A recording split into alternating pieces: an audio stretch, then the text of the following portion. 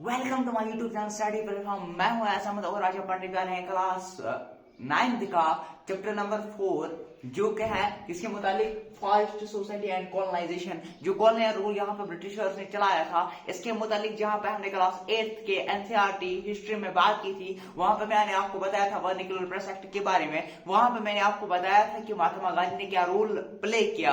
वहां पे मैंने बताया था रोलार्ड एक्ट यहाँ पे कैसे लागू हो गया। तो वैसे ही जब यहाँ पे ऐसी स्थिति थी, हमने इसे पहले क्लास 9 के एनसीईआरटी में देखा था। हमने रेवोल्यूशन की बात की थी, हमने फ्रांस की बात की थी जहां पे लुईस 16 था। हमने इसके बाद कहां पे हमने फ्रेंच की बात की थी, हमने जार निकोलसन की बात की थी। फिर इसके बाद हमने यूरोप कंट्रीज की बात की थी, वहां पे सोशलिज्म वजूद में कैसे आ गया। फिर हमने जर्मन की बात की थी। मैंने आपको फर्स्ट वर्ल्ड वॉर के बारे में बताया था, सेकंड वर्ल्ड वॉर के बारे में बताया था कि फर्स्ट वर्ल्ड वॉर कैसे हो गया, सेकंड वर्ल्ड वॉर कैसे हो गया, जर्मन कैसे अपने टेरिटरी को एक्सपेंड करना चाहता था। और अब जो ये चैप्टर है ये हमारे इंडिया के मुतालिक फिर से आ रहा है एक और चैप्टर, जहां पे हम देखेंगे जबकि ब्रिटिशर्स का यहाँ पर रोल चल रहा था, जबकि ब्रिटिशर्स का यहाँ पर टाइम चल रहा था, ब्रिटिशर्स ने कौन कौन से लॉ यहाँ पे लगा दिए, ब्रिटिशर्स ने क्या क्या मतलब जो लॉ यहाँ पे लगाए। अब फॉरेस्टर्स के बारे में हम पढ़ना है कि फॉरेस्टर्स पे क्या प्रभाव पड़ा,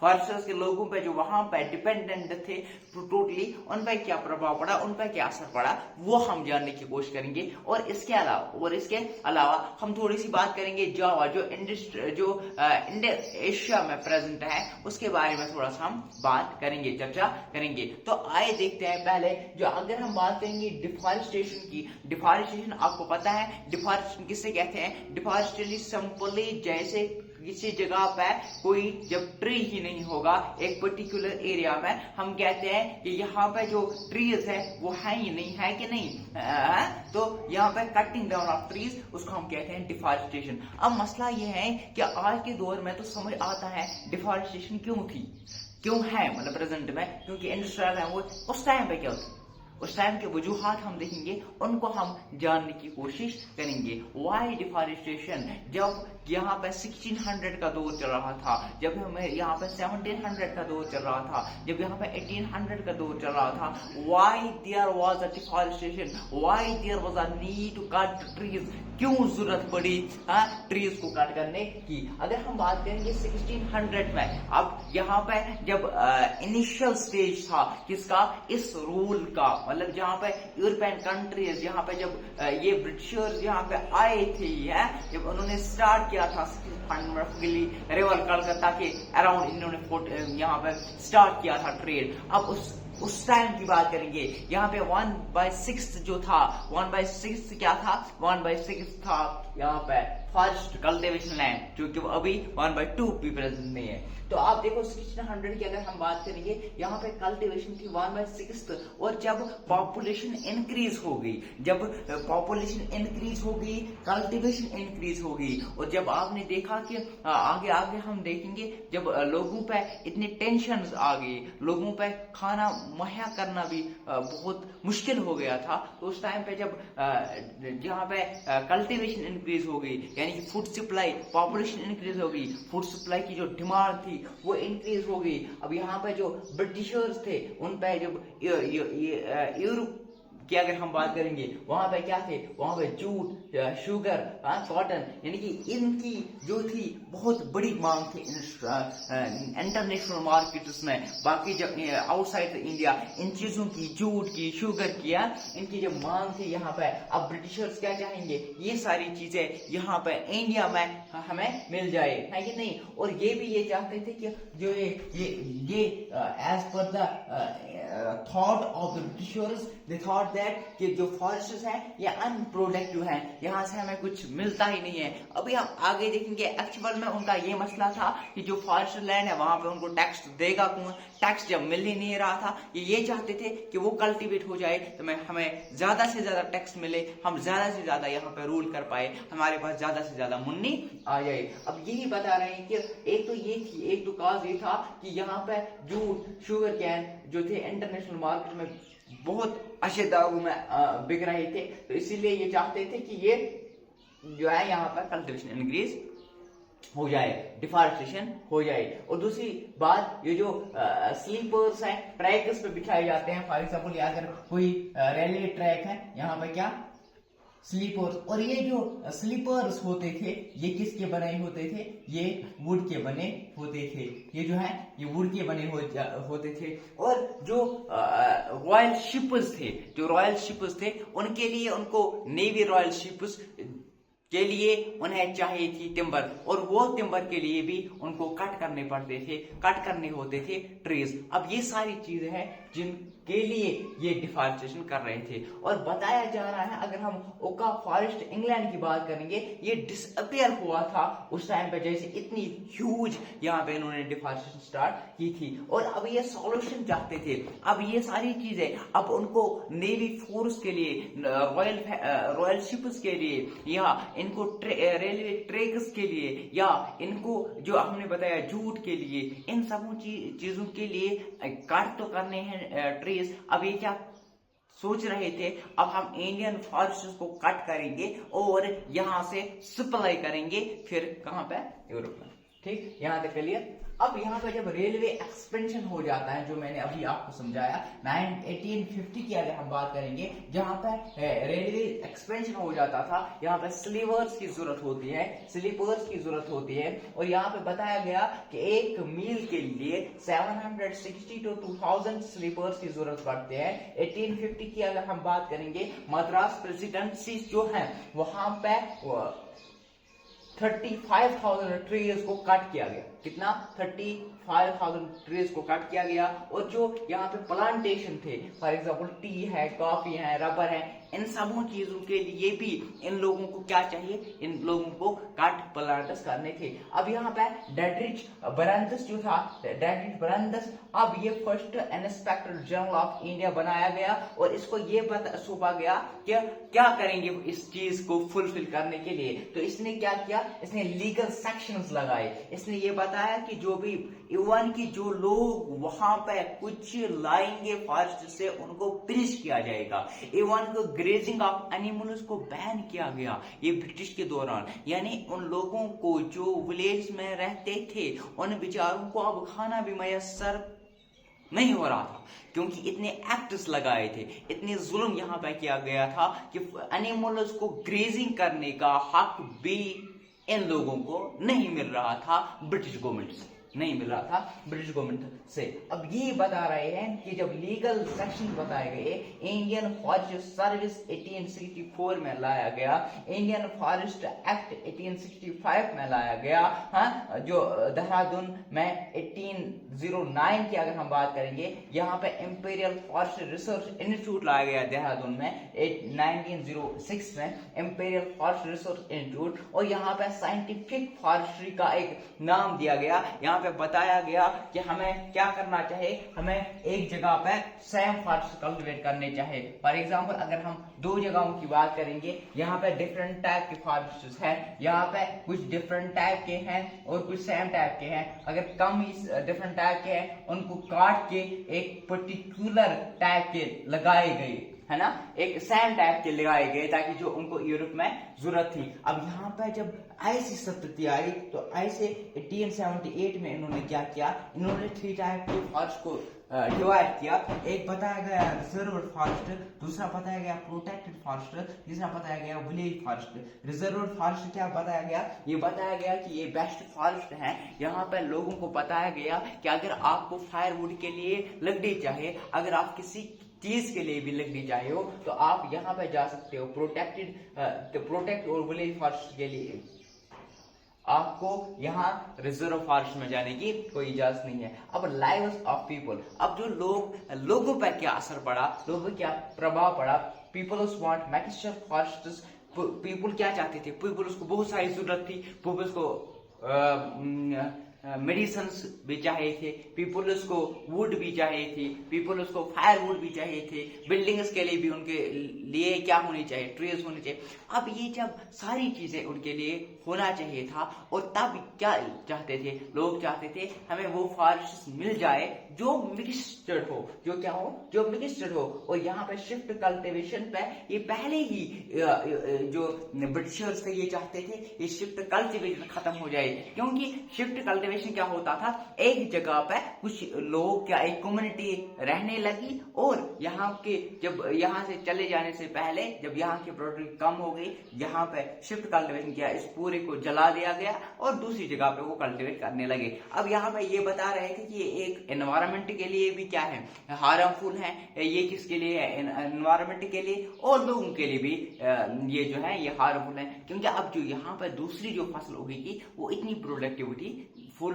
प्रोडक्टिव नहीं होगी, तो सिंपली। लेकिन मसला ये था दूसरे साइड से एक्चुअल में शिफ्ट कल्टीवेशन से इन लोगों को क्या नहीं मिल रहा था, इन लोगों को टैक्सेस नहीं मिल रहे थे, क्योंकि ये किस पे रोल करेंगे, शिफ्ट कल्टीवेशन वाले कभी यहाँ पे होते थे, कभी यहाँ पे होते थे। अब जब ऐसी चीजें थी, अब उनको ये चीजें नहीं मिल रही थी, ये तो मतलब एक मसला हो गया था उनके लिए। अब ये शिफ्ट कल्टीवेशन को बैन करने लगे और ये बताने लगे ये हार्मफुल है किनके लिए, दोनों के लिए, एनवायरमेंट के लिए एज वेल एज पीपल्स के लिए। अब जो फॉरेस्ट थे इनको यूज करने के लिए किसके लिए उस टाइम पर लग जाते थे, आज तो पता ही है, हाँ? लेकिन आप देखो उस टाइम के यूज के लिए कितना जरूरी था फॉरेस्ट, ये समझाने के लिए थोड़े से पॉइंट्स मैंने यहाँ पर लिखे, बाकी बुक में अभी हम देखेंगे। फ्रूट्स है, ट्रिब्यूस है, हर्ब्स है, ये मेडिकल पर्पस के लिए लग जाते थे। वुड है, पुलाई के लिए लग जाता था, बिल्डिंग्स के लिए, हाउस बनाने के लिए लग जाता था, बम्बू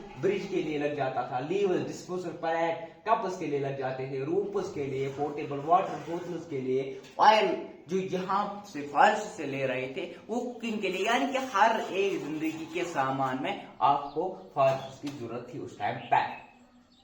तो यहाँ पे हंटिंग को किसको दिया गया, हाँ? अब यहाँ पे तो आम लोगों को, आम शहरियों को ये बताया गया था कि आपको हंट करना नहीं है। अब किंग्स और नोबिलिटी जो है इनको बताया गया था कि आप क्या कर सकते थे, हंटिंग कर सकते हो। और यहाँ पे बताया गया कि 80,000 tigers were killed during this time, or 1,50,000 leopards were killed at this time. Even कि 2 lakh wolves were killed between 1776 to 1925. Even जो जॉर्ज यूल थे, जो आपने बताया था, जो हमने पढ़ा था, एडमिनिस्ट्रेशन, जो ब्रिटिश का एडमिनिस्ट्रेटर था, इसने 400 टाइगर्स को मार दिया और बता रहे थे ये लोगों को नुकसान के लिए हैं, और जबकि उनको इस चीज की जरूरत पड़ती थी एक्चुअल में, है ना, ये खाल वाल बेचते थे। और महाराजा अब सरगोजा जो है महाराजा सरगोजा,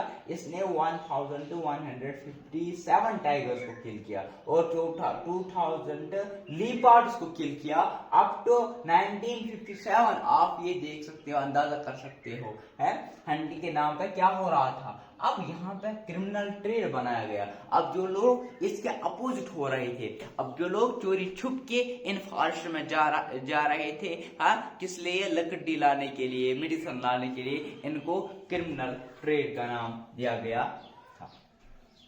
अब यहाँ पे लोग जो हैं, अब यहाँ पे न्यू ट्रेड्स भी शुरू होने लगे थे, क्रिमिनल ट्रेड भी शुरू होने लगा था। अब ये लोग जब इनको यहाँ पे नहीं मिल रहा था, अब वो बाकी कामों के लिए भी निकल गए थे जो उनको मिल रहा था उस टाइम पे, ठीक। अब यहाँ पे कुछ रिबेलियंस भी हो जाएंगे, अपोजिशंस भी मिल जाएंगे। फॉर एग्जांपल अगर हम करेंगे, सिद्धू एंड कानू ने जो संधाल परगांस में क्या रिबेलियन उठाया, या बरसा मुंडा जिसकी कहानी हमने पढ़ी थी, या छोटा नागपुर में क्या रिबेलियन उठाया था। इसके अलावा अरोरिया सितरामा राजू आंध्र प्रदेश में, इसने भी रेबल उठाया था ब्रिटिशर्स के खिलाफ। अगर हम यहाँ पे एक जगह दी गई है बस्तर की बात करेंगे, ये साउथ मोस्ट जो ये है ना चंडीगढ़, यहाँ पे बॉर्डर्स मिल जाते हैं एक साउथ मोस्ट चंडीगढ़ से,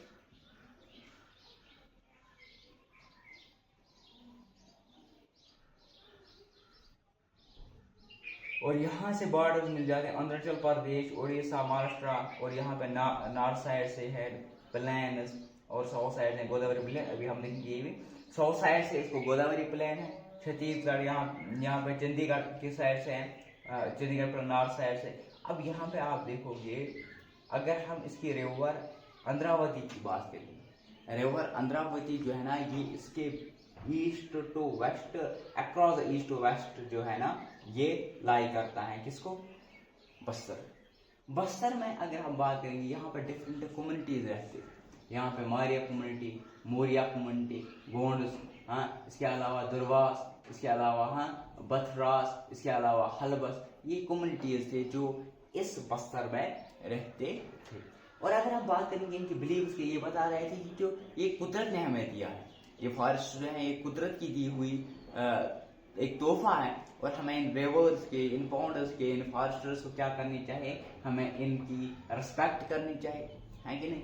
और ये बता रहे थे कि हमें इनसे कोई भी अनलिमिटेड चीजें हासिल नहीं करनी चाहिए। और यहाँ पे आप देख सकते हो, यहाँ पे अगर ये दूसरे विलेज में कुछ चीजें लाते थे, यहाँ पे वो दिवाली और डन या मान आप बोल सकते हो, इनको ये पे करना पड़ता था एज ए टैक्स। आप समझ सकते हो कि हर एक को अपना अपना जो फर्ज है वो प्रोटेक्ट करना है कि नहीं।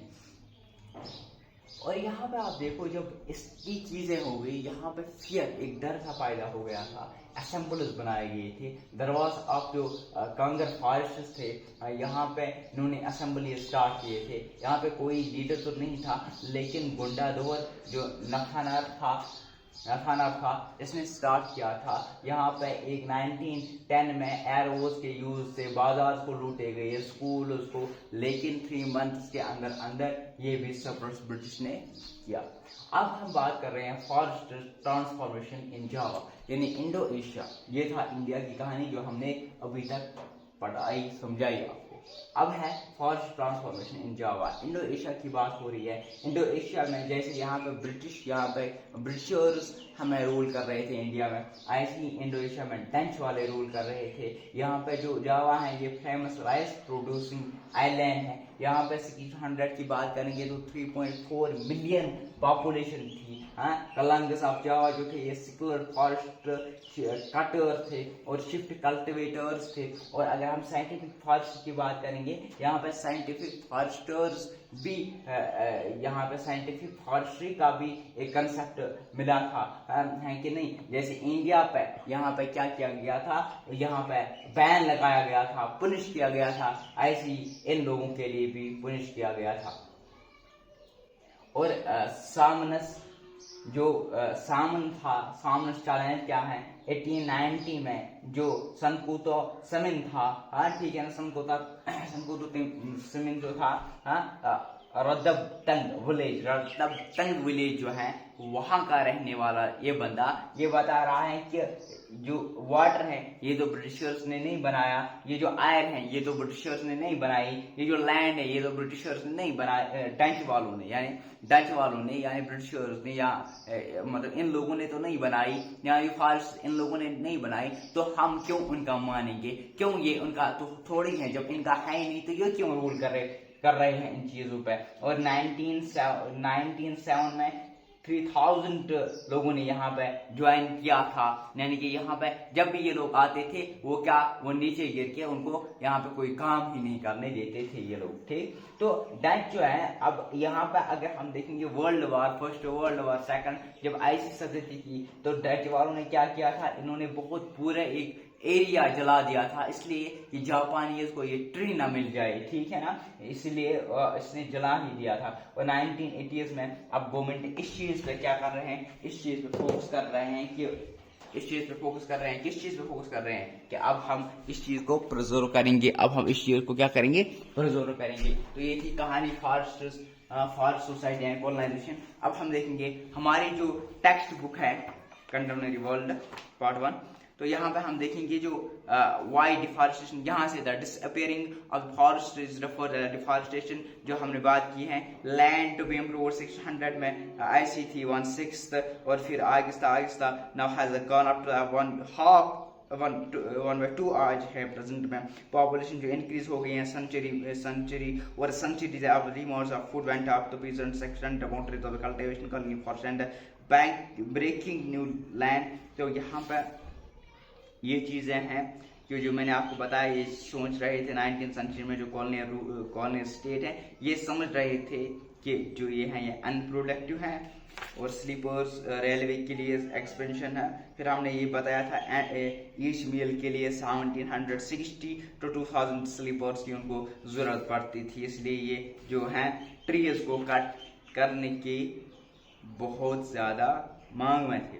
प्लांटेशन फॉर एग्जांपल टी है, कॉफी है, रबर प्लांटेशन है टू मीट यूरोपियन ग्रोथ, यहाँ पे भी उनको अपना फायदा ही मिल रहा था ताकि ये चाह रहे थे कि यहाँ से हम क्या चीप रेट्स में लेके फिर वो वहां पे बेच सके, ठीक है ना। तो फिर the rise of commercial factory, तो हमने ये बताया आपको साइंटिफिक जो यहाँ पे एक टर्म थी जो हमने आपको बताया साइंटिफिक फॉरेस्ट्री की, वो यहाँ पे दिया हुआ है, ठीक। फिर हमने साइंटिफिक फॉरेस्ट्री की बात की थी अभी जो हमने किए हैं, और फॉरेस्ट एक्ट 1865 जो फिर amended twice, once in 1878 and then 1927, ठीक है ना। तो रिजर्व फॉरेस्ट, प्रोटेक्ट फॉरेस्ट और विलेज फॉरेस्ट की हमने बात की थी, और इसके अलावा how wire the leaves of people affected, तो हमने देखा था कौन कौन से सामने करने पड़ते थे उनको, हाँ उनको पुनिश किया जाता था, इलीगल, हाँ इवन ये बताया जा रहा है the forest act means सर्वल hardship for free act the country. After the act, all their everyday practices, cutting wood for their houses, grazing their cattle, collecting fruits and roots, hunting and fishing becomes illegal. हर एक चीज legal माना जाता था उस time पे। How did forest rule affect cultivation? ये मैंने आपको बताया जहाँ पे हमने शिफ्टिंग कल्टिवेशन की बात की थी, और how could हंट मैंने बताया था आपको, हुकुड हंट, तो मैंने आपको बताया था कौन कौन से हंट कर सकते थे, किंग्स एंड नोबल्स हंट कर सकते थे, ये हमने बात की थी। उसके बारे में 80,000 टाइगर्स वाले 50,000 लीपर्ड्स किल किए गए, ये मैंने आपको बताया। New trade and new employment और न्यू सिटीज, ये हमने बात की थी अभी। छत्तीसगढ़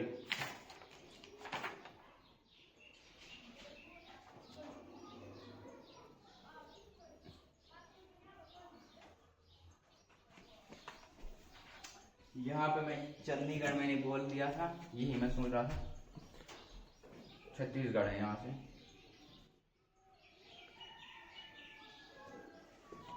ये यहाँ पे छत्तीसगढ़ फ्लैंड बलोर, ये छत्तीसगढ़ नॉर्थ साइड से छत्तीसगढ़ प्लान और साउथ साइड से क्या है गोदावरी प्लान, ठीक है ना। और different different language but share common customer believes यही थे कि ये हमें और जो है ये हमें रिटर्न करनी है, हमें इन चीज़ों का क्या करना चाहिए, इन चीज़ों को संभाल के रखनी चाहिए, है ना। First fear of the peoples, मैंने आपको बताया कि फियर क्या था, वो फिर बहुत सारी जगहों पे मैंगो बोर्ड्स जैसे लूट्स वगैरह किए तो उसको सप्रेस किया गया।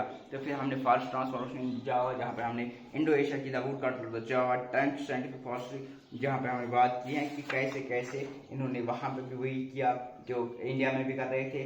सेवन चैलेंज कौन से चैलेंज से वॉर एंड फॉरेस्ट, जहाँ पे मैंने first world second world war miss impacts of forest in India both in plans ये मैंने आपको बताया। न्यू डेवलपमेंट्स इन फॉरेस्ट्री, जहाँ पे आपने बताया मैंने 1980 से government across India and Africa वो began to see the scientific forest and policy of key forest communities as a forest that result conflicts on the forest rather than collecting most have become the important because they will not have recognized in the cause people who live in the forest must improve for the case of ये मतलब कि कैसे कैसे फिर इन्होंने implement laws किए ताकि forest को बचाने के लिए। तो ये थी आज की कहानी, ये था आज का लेक्चर, ये था आज का chapter forest society and colonisation. मिलते हैं अगले लेक्चर में, तब तक बने रहिए हमारे साथ यूट्यूब चैनल के साथ।